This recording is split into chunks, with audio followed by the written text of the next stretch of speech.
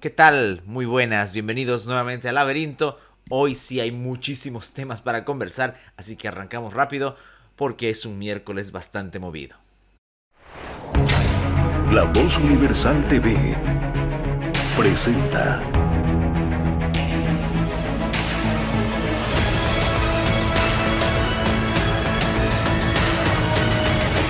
El Laberinto con Andrés Canseco. Cuando hay enfrentamientos, luchas intestinas por el poder, esa motivación que siempre ha existido para los hombres, como bien ha señalado Bertrand Russell, que está además unido al deseo de riqueza, al deseo de reconocimiento. No son un óbice uno del otro, ni son necesariamente lo mismo. Pero nos dice Bertrand Russell que el poder tiene mayor peso. Y por supuesto, cuando nos encontramos frente a estos tiempos, como los que hay en Bolivia, en los que nadie quiere dejar el poder, en los que todos se creen figuras mesiánicas, salvadoras, revolucionarias, la lucha aparece incluso entre aquellos que son del mismo partido. Esto no es algo nuevo en Bolivia. Ha ocurrido ya en la década del 50, del 60, con el MNR sobre todo, incluso un partido que se llegó a fragmentar en varias mini sectas básicamente, con ideologías diferentes, aunque tenían su gen muy similar.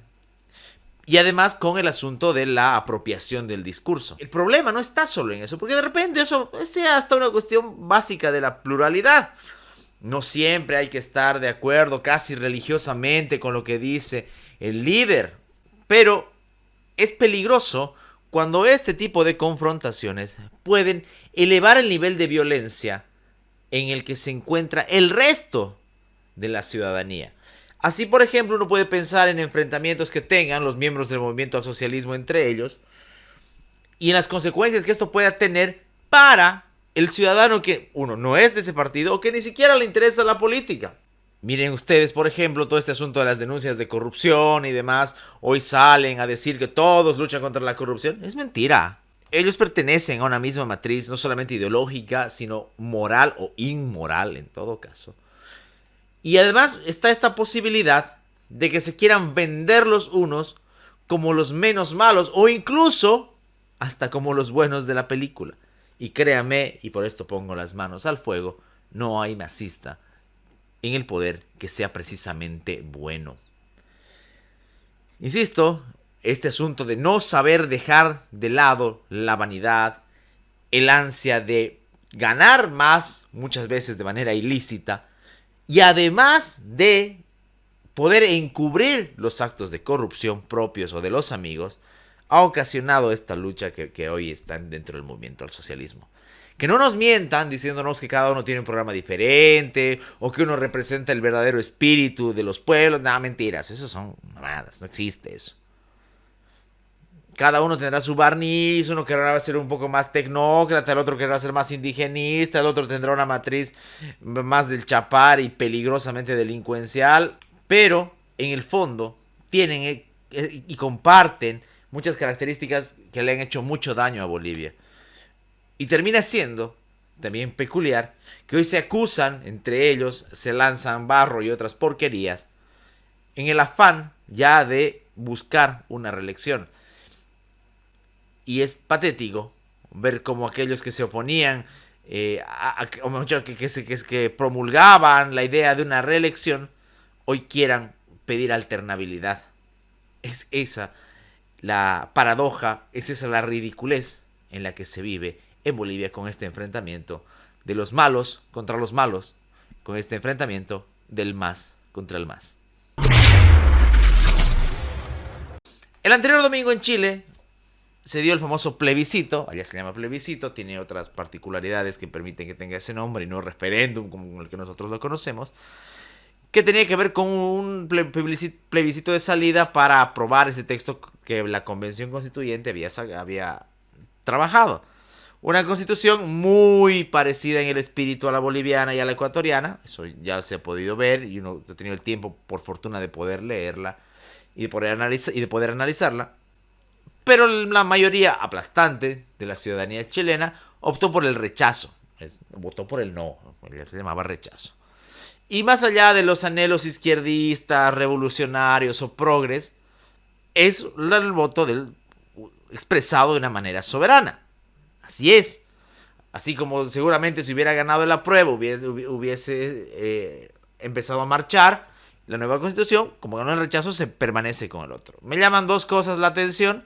La primera, muy al estilo del socialismo del siglo XXI, no se resignan a perder, es más, buscan algún mecanismo que les permita plasmar sus ideas o sus emociones o sus ambiciones, mejor dicho, en la Constitución. Acá, por ejemplo, en 2016, si bien no se trató del referéndum para aprobar la Constitución, cosa que ya había pasado mucho antes, sí se trataba de una reforma constitucional, el famoso referéndum del 21 de febrero. La ciudadanía optó por el no, pero sabemos lo que pasó con el Tribunal Constitucional y la habilitación de Evo Morales. Y así es como operan estas sanguijuelas del poder. O sea, les interesa buscar la manera, utilizar los órganos judiciales o incluso hasta los mismos órganos políticos y a veces hasta la oposición inocente para hacerlo. Hoy en Chile la derecha y la centroderecha se están prestando al juego de otra convención constituyente y que va a ser otro loop y otro hasta que aprueben. Y digo que la oposición se presta a esas cosas porque aquí también lo hizo. No nos olvidemos, aquí en Bolivia, el año de 2008,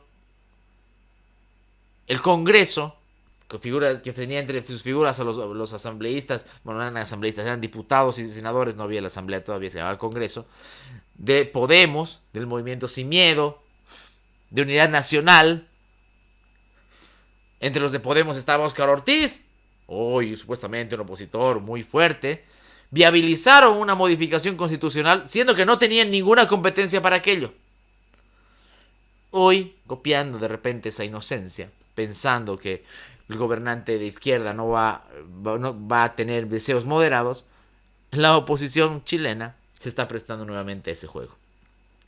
Y además, similar a lo que mencionaba hace rato con los que no aceptan perder algo, hay movimientos violentos en Chile que hasta la prensa no partidaria no tiene el valor de definir como lo que son. Movimientos delictivos, grupos armados, grupos violentos, que en afán de tomar las calles, como lo hicieron en 2019, romantizando unas revueltas bastante extrañas en Chile, buscan ahora presionar para que la Constitución vuelva a entrar en entredicho y vuelva a haber una convención constituyente. No se establece claramente las reglas del juego. ¿Cuántas convenciones constituyentes quieren? ¿Cuántos plebiscitos tendrá que haber? Y es que cuando al autoritario se le empecina y se le mete algo en la cabeza, difícilmente vaya a dar marcha atrás. Y esa es una lección que está en Chile, está en Bolivia, está en Argentina y está en toda Latinoamérica, lamentablemente. 11 de septiembre es una fecha siempre fatídica. Siempre pasa algo un 11 de septiembre. Uno puede pensar claramente en lo que pasó en el año 2001 con el atentado de las Torres Gemelas. Una fecha que para pensar siempre en los riesgos del terrorismo, en el fundamentalismo religioso, en este caso islámico, pero puede ser cualquier otro también. Los riesgos de estas ideas que prometen el paraíso para algunas personas, las fanatizan y hacen que no solamente pierdan su vida a ellos, sino que le quiten la vida a otros. Pero no es el único 11 de septiembre que hay que recordar. Bueno, está también lo que pasó en Chile en el 73, donde si bien la dictadura de Pinochet fue sangrienta, tampoco es que lo de Allende haya sido un ejemplo de gobernante. Ahí está, a todo el mundo le encanta romantizar a Allende, que lo del revolucionario, el joven y contradicción biológica, patrañas, estupideces. Era un gobernante que estaba pasándose por alto el mismo orden constitucional y que fue justamente eso lo que allanó el camino para que venga la dictadura sangrienta de Pinochet. Bueno, pero ese es otro tema para conversar otro día. Y también tenemos el 11 de septiembre acá, que ya casi nadie lo recuerda. Y esas cosas me ponen triste. Me pone triste que que muy poca gente se acuerde de lo que pasó en Pando, en El Porvenir, el 11 de septiembre de 2007. la masacre del Porvenir, una masacre que inclusive fue un parteaguas en el desarrollo político, y pesa y molesta porque la gente lo va olvidando. Porque las víctimas del autoritarismo, del movimiento del socialismo, van quedando en el olvido. No sé cuánta gente se acuerda del Porvenir, no sé cuánta gente se acuerda de lo que pasó en Sucre, no sé cuánta gente se acuerda de lo que pasó, bueno, supongo que en algunas semanas más, en la masacre de Chaparina. Y es que entre el paso del tiempo, los años que se van acumulando, y entre la suma de infamias que vamos viviendo de parte de Evo Morales, de Luis Arce y todo su séquito, tengo esa triste impresión de que nuestra memoria es de papel, de que nuestra capacidad de recordar va siendo cada vez menor. Y no porque tengamos algún defecto en la inteligencia, no, tenemos defecto en la conciencia ciudadana, en la conciencia de lo que representan nuestros derechos y nuestras libertades. Por eso olvidamos tan fácil, por eso la gente no recuerda lo que pasó en el Porvenir, no recuerda lo que pasó en Chaparina. Y termina siendo triste, porque al parecer, tal como esos años, justamente, qué chistosa que es la historia, en el septiembre, y todo se calmó por la Feria Exposición. Hoy, supuestamente, donde la lucha por el censo está en su momento más álgido, también se para todo por la feria. Ahí están las prioridades, seguramente, de cierta clase dirigente. Y si hablamos de delincuentes y de seres que se pasan la ley y los procedimientos por donde quieren, es necesario hablar de los impuestos. Aparece en Bolivia la creación de este nuevo impuesto a las bebidas alcohólicas, que al final luego pudo ser reinterpretado y movido de alguna manera medio extraña para que solo sean las importaciones. Ahora, lo interesante es cómo la gente tiene ese razonamiento tan miserable, ¿no? De pensar que los impuestos, cuando se crean para algo que no le gusta, están bien. Ah, no, pero yo soy abstemio, entonces que porque caiga impuestos sobre el alcohol. No, yo soy como comida saludable. Impuestos sobre los dulces y el azúcar. No, yo soy vegano. Impuestos sobre la carne. Y así podríamos seguir. Y esto es patético. Patético por varias razones. La primera porque refuerza esta idea de que los impuestos son un castigo. De que los impuestos son una carga. De que los impuestos son un robo. Y además, porque no terminamos de cerrar el círculo para comprender que lo que está mal debe estar mal en cualquier situación. No podemos acomodarnos a la circunstancia, al producto que nos convenga, a X, Y o Z impuesto. No. Puede haber cosas que a mí no me agraden. Artísticas, culturales, en el mercado, pero yo no puedo ir por la calle diciendo, así como a mí no me gusta, póngales impuestos. O decir, como a mí no me afecta, que está bien. Primero, porque eso es anular cualquier clase de principio. Y segundo, porque en ese afán, nada le garantiza a usted, pero así absolutamente nada, de que luego vayan por aquello que sí le gusta. Alguien me dirá, no, es que está bien que graben, que le pongan más impuestos a las bebidas alcohólicas. Pero si se están quejando del contrabando. Al mayor impuesto a las bebidas ilegalmente importadas, va a subir el precio y va a primar más el contrabando. Es sencillo, no es tan complicado de entender.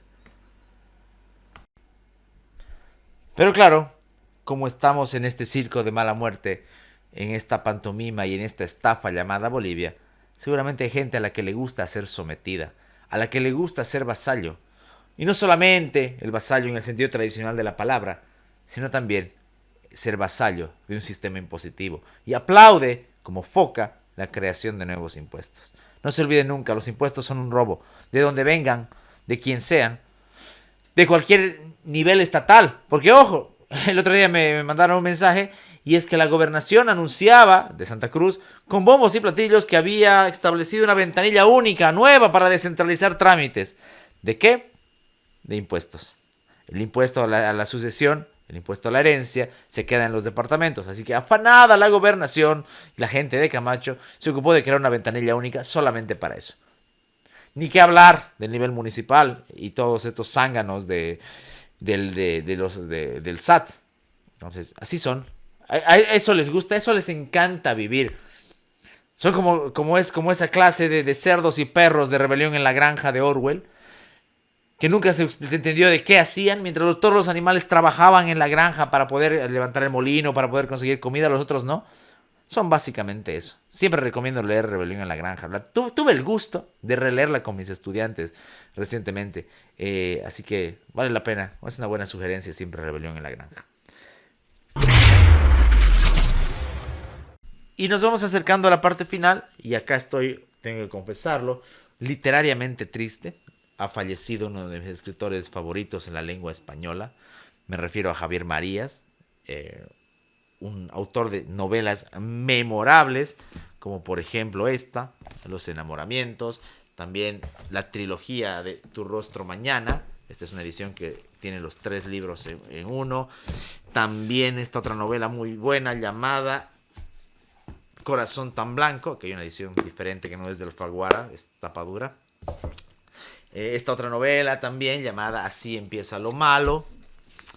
Y esta colección de cuentos llamada Mala índole. Entre otros tantos libros, tengo por ahí uno que dedicó al cine. Era un cinéfilo enorme. Y también, por supuesto, sus obras en las que se encargaba de contar la vida de otros autores. Una de ellas es Vidas escritas. También, por supuesto, estaba su faceta como columnista. Casi hasta el final de sus días mandaba sus artículos al periódico El País de España. Y sí, es un autor que conozco hace más de una década. Tuve el gusto de leer varias de sus novelas y además tenía una prosa exquisita, una manera de narrar y un lenguaje excelsos. Como muchos otros, no es tan conocido en Bolivia, lamentablemente. Si algo queda después de que haya fallecido es hacer que su obra sea más conocida dentro de los círculos lectores. De repente no tanto académicos, no tanto escolares, pero sí desde el círculo de lectores por placer. Porque eso era Javier Marías, el placer de leer una prosa muy bien hecha y perfectamente cuidada. Miembro de la Real Academia Española. Lo consideraban el menos español de los españoles, porque aparte tenía una formación y era profesor en una universidad inglesa en Oxford. Sus referentes no eran españoles, a pesar de que su padre fue un gran filósofo. Me refiero a Julián Marías. Sus referentes eran Conrad, por ejemplo, y otros tantos ingleses. Shakespeare, a quien también cita en las páginas iniciales de Corazón tan blanco. De hecho, el título de la novela tiene ese nombre por unos versos de Shakespeare. En fin, la invitación está para leer a Javier Marías. Por fortuna se pueden encontrar ya sus libros. Antes costaba muchísimo encontrar. Hace varios años yo me acuerdo haber peregrinado por varias tiendas, inclusive en 2 ciudades, buscando esta novela. Hoy se la puede encontrar más fácil. Pero más allá de la muerte de Marías, un hecho triste, me preocupa este cambio generacional. Yo sé que es un cliché eso del cambio generacional, pero me preocupa en el sentido de los referentes artísticos, culturales y del pensamiento, sobre todo en el habla castellana. Hace ya varios meses falleció Escotado, falleció Mario Bunge. Y así hay muchos otros que por fortuna sí en este mundo, pero ya cuentan con varios años en Bolivia, en Latinoamérica, en Europa. Y uno tiende a pensar, lamentablemente viven esa ilusión de que esos grandes autores, que son como, no ídolos, pero sí pequeños héroes intelectuales para uno, siempre van a estar. Y no va a ser siempre así. Insisto, me preocupa no porque vayan a terminar sus vidas, porque eso es algo natural y eso es algo racional. Y que muchos de ellos más bien nos han enseñado a tomar con racionalidad. Sino me preocupa qué es lo que viene después. En este tiempo en lo que todo parece tan plástico, en que los grandes bestsellers, no todos, pero varios de ellos, emergen de modas New Age, o de folclorismos, o de particularismos, o de algunos chamanes que se venden a sí mismos como salvadores del espíritu. Un mundo en el que los referentes son los coelos y esas cosas tan bajas. Es una pena que ya no haya existido. Creo que no existan más allá referentes como Javier Marías y otros tantos que se nos están yendo. Alguien decía ahí, y no sin razón, que pasa en todo, pues como en el fútbol, ¿no? En el fútbol no fallecen, pero llegan a una edad en que los grandes héroes de los que que eran admirados ya no empiezan a correr igual y finalmente se retiran. Bueno, para estos autores, hombres del pensamiento, el retiro no es la jubilación, el retiro es la muerte, porque ellos intentan estar presentes hasta el final de sus días, como pasó con Javier Marías. Una pena, insisto, y esperemos que la siguiente generación, aunque soy muy pesimista en ello, pueda tomar la antorcha de estas gran obras. Quedan todavía varios buenos, aprovechémoslos, leyendo sus obras, viendo sus conferencias, tomándolos como referentes de opinión, no tomando como verdad todo lo que dicen, porque puede pasar que uno no esté de acuerdo y está perfecto, pero sí tomándolos por lo menos como una orientación, porque también eso pasa. Cada vez los medios de comunicación tienden a buscar menos a los hombres de pensamiento, a los hombres de cultura, tocar sus puertas para preguntarles sobre ciertas cosas. Hoy importan más algunas figuras virales, aunque sea muy baja su calidad. Entonces, antes de que el mundo se pierda, o antes de que el mundo pierda a grandes autores y a grandes hombres del pensamiento y de la cultura todavía más, vale la pena conocerlos y vale la pena aprovecharlos. Así que ese es mi pequeño homenaje desde acá para un autor que en cuyas novelas me regaló muchísimas horas y líneas felices y el placer de leer, como fue Javier Marías. Bien, y llegamos al final del programa. Agradecerles por su tiempo. Nos hemos tomado varios temas de manera corta y al final me extendí un poco hablando sobre Marías. Agradecerles, porque sin ustedes este programa no sería posible, no podríamos estar. Agradecer el apoyo de todas las personas que nos dejan sus likes, sus comentarios. Agradecer el apoyo de La Voz Universal, radio, televisión digital, que está siempre con nosotros, respaldándonos. Y nos volveremos a encontrar la siguiente semana, salvo que algo extraño ocurra, o tal vez nos veamos antes con alguna otra ocurrencia. Así que mi nombre es Andrés Canseco, esto ha sido El Laberinto, hasta la siguiente semana. Que tengan un muy buen descanso. Mr. Cloro Lavandina. Para limpiar y desinfectar, el poder de Mr. Cloro Lavandina con sus diferentes presentaciones. Desde 250 ml hasta 4 litros. Limpia, blanquea y desinfecta todo tipo de superficies. Mr. Cloro no solo está hecho para blanquear la ropa, sino también desinfecta, quita el sarro, hongos, virus y bacterias. Encontrar Mr. Cloro ya mismo en tu tienda más cercana a los mejores precios del mercado. Además, no olvides preguntar por nuestra nueva presentación con aroma a lavanda. El poder de la desinfección y limpieza ahora con un suave aroma, porque el poder de Mr. Cloro te protege de bacterias y virus. El Laberinto con Andrés Canseco.